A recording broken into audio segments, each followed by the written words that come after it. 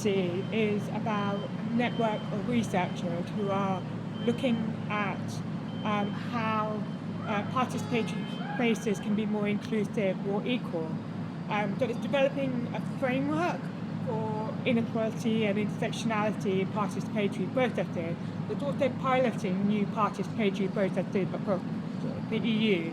And Ipsos' role is to support the research and pilot partners to share the knowledge that they've generated through the project with the European Union, with policymakers, and with relevant stakeholders. So what we're doing is we're supporting the amplification of the impact, the communication and knowledge co-production with a wide range of stakeholders in policy, but also public and citizen spaces. So our role is to be that mediator and that broker in that way, and to just really support all these amazing universities and innovative practitioners to share the learnings from the work they've been doing. Thank you. In this sense, the importance of the consortium, no? This different types of organizations, no? How public and private organizations can work well together, taking into account their perspectives are different, no? Yeah.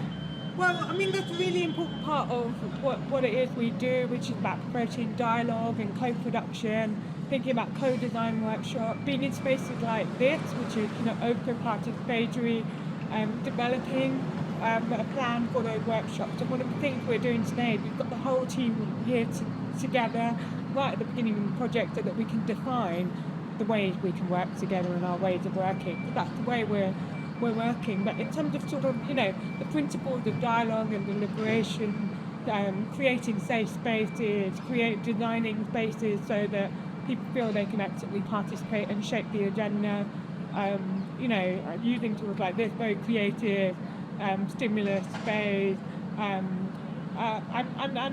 kind of recognizing that everyone's got something different because they are different, they bring something to the table as well. So kind of leaning into the discussion with spirit of curiosity and open-mindedness. I think these are all important ways that we can bring diverse publics together with power holders and research institutions. Yeah. Super. You just have the role of dissemination of the conclusions of no? How do you navigate the balance between qualitative narratives and quantitative data in communicating complex issues to citizens? So I think our position is that they bring different insights or types of insight, and that they can complement each other really well. But this project is very focused on the qualitative and the deliberation, and we very much want that to take center stage, and we, if there is quantitative work that can help support that, to bring it to the attention of policymakers, then we're really open to doing that. But really what we're doing here is we're working primarily with a focus on qualitative and deliberative work. And the team here from Ipsos is from Ipsos' Qualitative Research and Engagement Centre. So it's a team that specialises mostly in doing qualitative and participatory research. Yeah. And in this sense, what do you envision as the future role of empathetic narratives and visual culture in promoting democracy and social cohesion? I think it's really key. Visual narrative especially, so one of the work packages within this program is absolutely about arts-based approaches, things like foreign theatre and legislative theatre piloted by thinkers like Auguste Coral to support marginalised and underrepresented community, people who otherwise wouldn't be able to have their say, So there's a huge tradition from Brazil, from India, and other parts of the world of using the arts to unlock a wider, more diverse range of perspectives. And one of the things that we're doing through the project is we are piloting creative approaches to be able to ensure that we can access a wider range of views, but also most importantly, to ensure that people are able to shape work and the thinking of the EU and institutions. We heard today from the European Commission that a really core focus for them is around combating discrimination and tackling inequality, and it's embedded in their EU treaties. So how do we kind of do that? Well, like there's some really creative ways you can do that using visual and theatre-based approaches as well. So, but also like love that this is a film. That we're telling the story of the project through the film as well. So it's we start as we mean to go on. Before to communicate the results of the project, you need to collect a lot of data. No? Yeah. How to get robust data from marginalized communities to include in the conclusions on the project. Yeah. Of the project. So the way I think about the work of the project is that we work to communicate alongside the project. So we don't wait until the end, but as we are doing the participatory work, we work to communicate the work. The participatory pilots are happening with marginalized communities or underrepresented who we're talking about.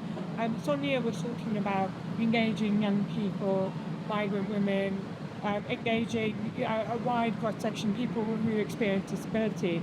And the best way to do that is to work with them to enable them to communicate what they're doing. And so that's where we're thinking about communication is that we can amplify and support the community that we are engaging with to share their views and their perspective, but also that we can communicate amongst ourselves and engage in dialogue about the best ways to support them to share that. So communicate with who you are engaging as well as for and on behalf of. I think that's the right role, the right approach to take to this project. Two last questions. Yeah. Two last. We have in Platonic the one concept that is the bold vision, no? The bold audaz, no? Like a wild vision of the future. Yeah. Okay. We believe that we need bold visions to create the new democracy in the world. No? What do you think about this ambition when it comes to create a different type of future? You are a positive woman or not? Or you think that changes are possible? Yeah, I do. I think we are in a tricky time at the moment. We have a number of elections across the world. It looks like the political makeup is evolving, is volatile. It doesn't look like we will get results in all of these countries that will be necessarily good for democracy. In some of them, I live in the UK, it looks positive in terms of the outcome for the future of democracy, but in the rest of the world, the picture is bleaker and more challenging. We recently had we saw an election in Portugal where there's been a bit of a shift. We are looking at the possible return of Trump in the USA.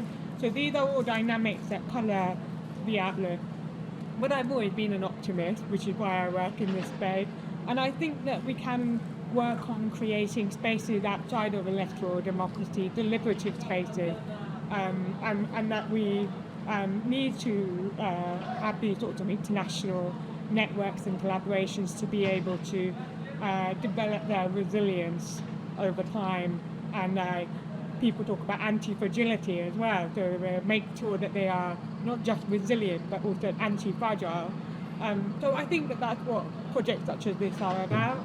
And I do think that for deliberation, there's been a huge amount of shift and change, a lot of appetite for moving beyond top-down approaches to policy making to make sure it's more inclusive. And I see policymakers are really interested, much more interested than they were before, much more interested in more open or more inclusive forms of policy making. So I do think that there are things to worry about, but there are also a lot of things to be encouraged by as well.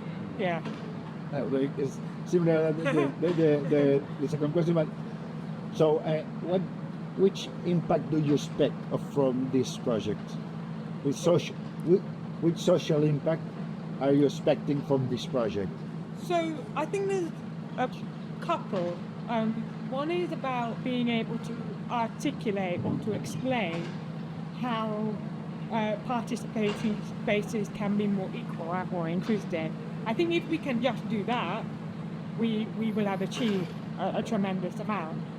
I think if we can then move beyond that and we can say how participatory spaces can be improved and have a narrative for practitioners so they understand, they have the toolkits and the resources so they can design more inclusive participatory spaces, that would be even better. And then in the long term outcome, I think, is that we actually want participatory spaces to be more inclusive and have a even more diverse range of perspectives. I think these three things are, what I would describe as the short term, the medium term, and the long term outcome from the project.